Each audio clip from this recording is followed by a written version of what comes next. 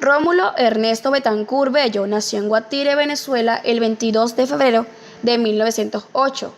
Fue presidente de Venezuela entre 1945 y 1948 y constitucional entre 1959 y 1964. Durante la segunda gestión de Betancur se invirtió una gran cantidad de dinero a la nación por la construcción de nuevas escuelas y liceos públicos. Se construyeron entonces más de 3.000 escuelas y 200 liceos en todo el país. La matrícula escolar pasó de 0,85 millones de alumnos en 1958 a 1,6 millones en 1963. Más del 90% de la población estudiantil total asistía a las aulas de clase. Obras de Betancur. En 1962 se inauguraron obras de envergadura como el Puente General Rafael Urdaneta sobre el lago de Maracaibo, conocido como el Puente sobre el Lago, que había sido comenzada bajo el gobierno de Marco Pérez Jiménez, pero no había sido concluida. También fue inaugurado el distribuidor El Pulpo en la ciudad de Caracas, así como otras obras de infraestructura vial en todo el país. Se comenzó la construcción de la represa del Guri y del primer puente colgante sobre el río Orinoco y el puente de Angostura. Se terminó la construcción del Parque del Este en Caracas en el año 1961. El cual se convirtió en el parque urbano más grande de la nación.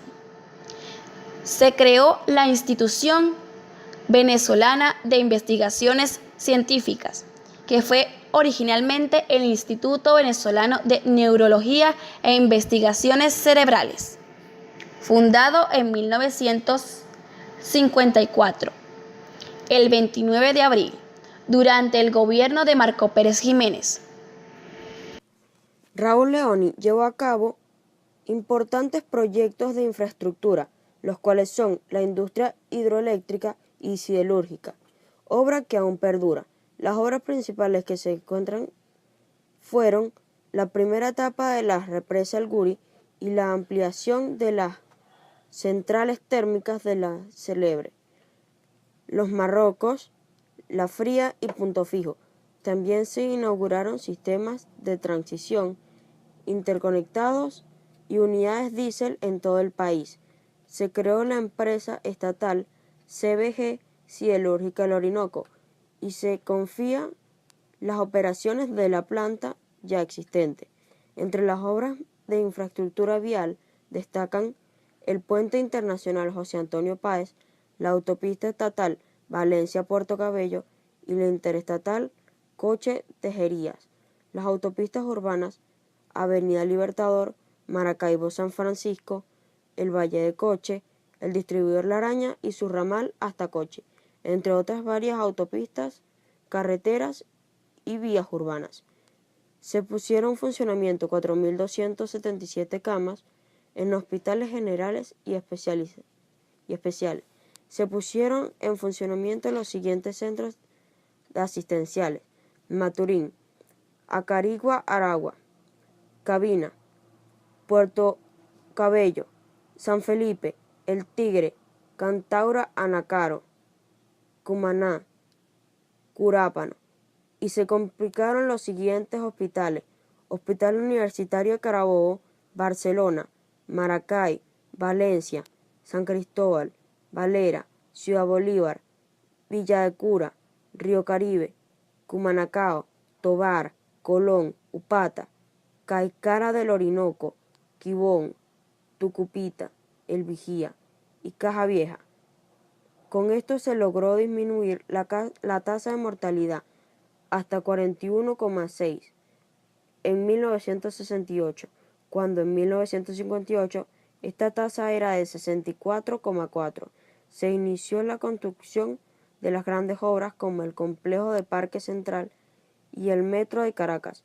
Se creó la Fundación del Niño en Instituto de Cultura de Bellas Artes y el Premio de Rómulo Gallegos. Rafael Antonio Caldera Rodríguez nació en San Felipe, estado Yaracuy, Venezuela. Nació el 24 de enero de 1916. Tuvo 2 periodos presidenciales, entre 1969 hasta 1974, y la segunda vez fue en 1994 hasta 1999. Obras de Rafael Caldera. El Aeropuerto Internacional de La Chinita, en la ciudad de Maracaibo, estado Zulia. Fue una obra pública e inaugurado el 16 de noviembre de 1969. Otra fue el Aeropuerto Internacional del Caribe Santiago Mariño, en la isla de Margarita, inaugurado en 1975 en reemplazo del antiguo aeropuerto de Por la Mar Luisa Cáceres de Arizmendi. Una cosa que hizo muy bien Rafael Caldera fue que logró el récord en construcción de viviendas por año, al superar la cifra de 100.000 en 1973. Incorporó los trabajadores del campo a la protección de la ley del trabajo. El equilibrio fiscal permitió lograr una inflación de apenas el 14% en 5 años. Comenzó la carrera administrativa en el sector público, hizo la reversión petrolera y la nacionalización del gas, aumentó la participación fiscal de 3,93 a 34,63 bolívares por cada barril de petróleo. Fue descubierta la faja petrolífera del Orinoco y recertificados los límites de Venezuela. Incrementó la matrícula escolar en 33,3% y en el personal docente en 46,5%. Duplicó la educación media y triplicó la educación superior. Puso en servicio 3.354 nuevas camas hospitalarias, construyó el Poliedro de Caracas, el Parque Central, los edificios del BCB, el Ministerio de Educación y los tribunales de la República, el distribuidor 100 pies, el segundo piso de la Autopista del Este, la prolongación de la Cota 1000 desde la Castellana al Marqués y su enlace con la Autopista del Este. También la Autopista Prados del Este, La Trinidad, inauguró Hospital Miguel Pérez Carreño y comenzó el desarrollo del Metro de Caracas. Inició la Autopista Centro Occidental con el tramo Barquisimetano, Yaritagua, desarrolló el Programa Integral de Desarrollo Agrícola y los módulos de Mentecal. En Apure construyó las represas Cumaripa, Cabuy y Guaremal. En Yaracuy y 2 Cerritos y Pao Cachiche. También hizo la Catedral de San Felipe, el Teatro de la Ópera de Maracay y los museos de arte contemporáneo en Caracas y Jesús Soto en Ciudad Bolívar. Al finalizar el periodo presidencial, la deuda total del país interna y externa se calculaba en 7.100 millones de bolívares y los ingresos estimados para 1974 eran de 42 millones de bolívares y el presupuesto estimado de 15 millones. Su sucesor en la presidencia, al asumir al cargo, dijo: "Recibo la presidencia de las manos limpias", de Rafael Caldera. En su gobierno, Carlos Andrés Pérez, por ley habitante, estableció las prestaciones sociales como derecho adquirido, acabando con una práctica perversa de los empresarios que consistía en montar juicios apañados a los trabajadores, en que se convencieron con algunos funcionarios de las inspiraciones del trabajo para aplicarle el llamado artículo 31 de la Ley de Trabajo, para no pagarles el previsto laboral acumulado durante el tiempo de servicio. También decretó el pleno empleo con las grandes obras de infraestructura que se construyeron y además acabó con la discriminación por sexo y discapacidad física. Vimos por mucho tiempo personas con cualquier discapacidad trabajando en las oficinas públicas y privadas, de ascensoristas o porteros. Todos dependían de la formación académica.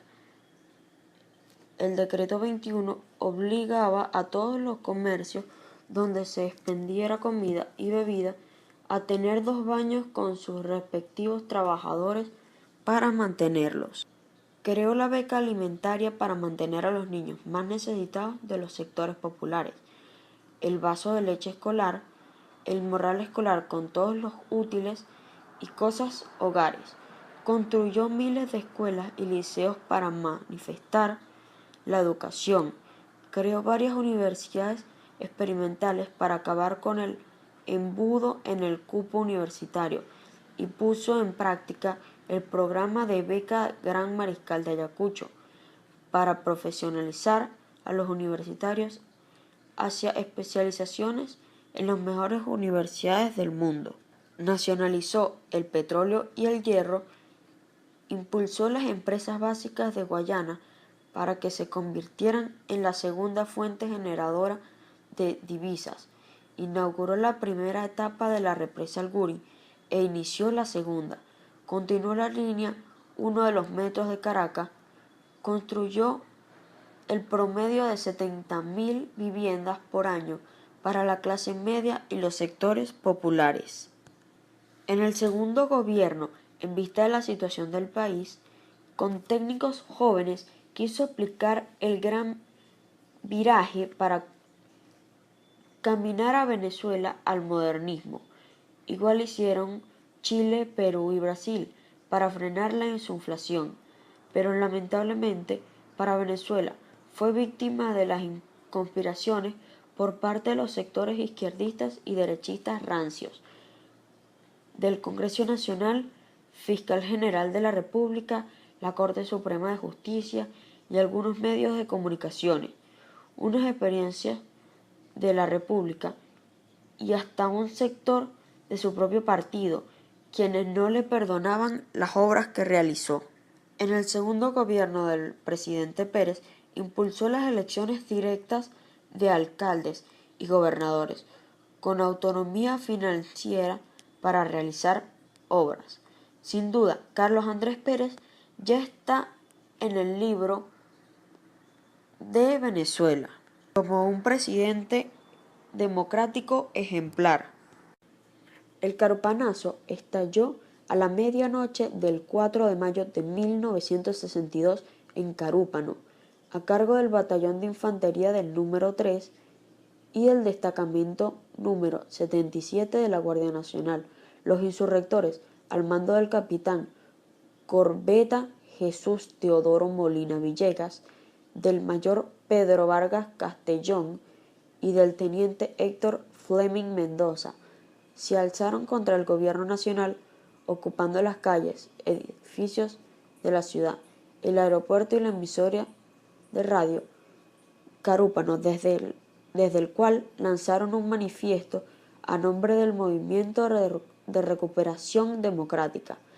Por su parte, el presidente Rómulo Betancourt les exigió la rendición de los alzados, al tiempo que se iniciaba la movilización de los efectivos leales permanecientes al batallón de infantería Mariño del batallón Sucre Cumaná y el batallón de infantería de Marina Simón Bolívar de Maiquetía.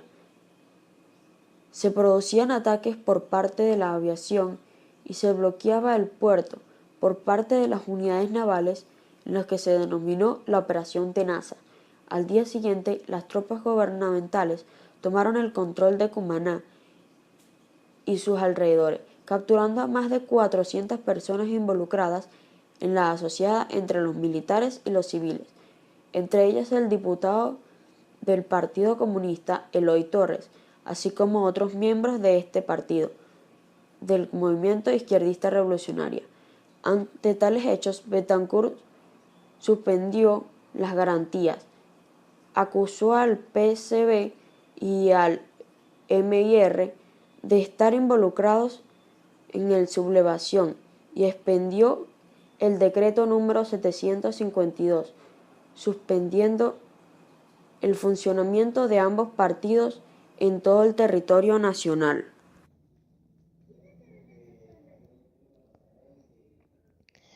A diferencia del carupanazo, el porteñazo representó una conspiración cívica-militar de mucho mayor magnitud, tanto por las fuerzas involucradas, lo intenso de la lucha y por el terrible saldo de heridos y muertos dejados.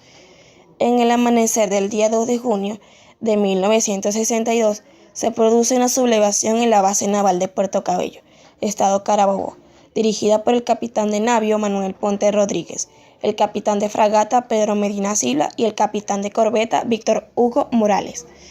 Tan pronto el gobierno nacional se entera del intento de golpe, envía efectivos de la Fuerza Aérea del Ejército que bombardean y rodean la ciudad, produciéndose el combate frontal entre las fuerzas insurrectas del batallón de Infantería de Marina General Rafael Urdaneta, que se habían sumado a la sublevación de los oficiales y efectivos de la base naval y grupos civiles armados por estos, y la tropa del batallón Carabobo, que se había trasladado desde Valencia, al mando del coronel Alfredo Monch, y el desde entonces famoso y trágico sitio de la Alcantarilla.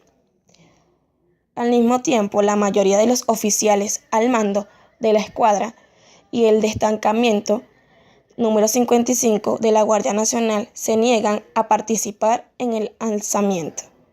Finalmente, el día 3 de junio, el Ministerio de Relaciones Interiores anunció que desde el amanecer las Fuerzas Armadas leales al gobierno habían puesto fin a la rebelión con el saldo de más de 400 muertos y 700 heridos. 3 días después, luego de ser capturados los jefes de alzamiento, cae el último reducto de los insurrectos, el Fortín Solano. Posteriormente se comprobó la participación en los acontecimientos del porteñazo de políticos ligados al Partido Comunista de Venezuela y se inició una profundización de la política de depuración en las Fuerzas Armadas de oficiales ligados o sospechosos de simpatía con la izquierda.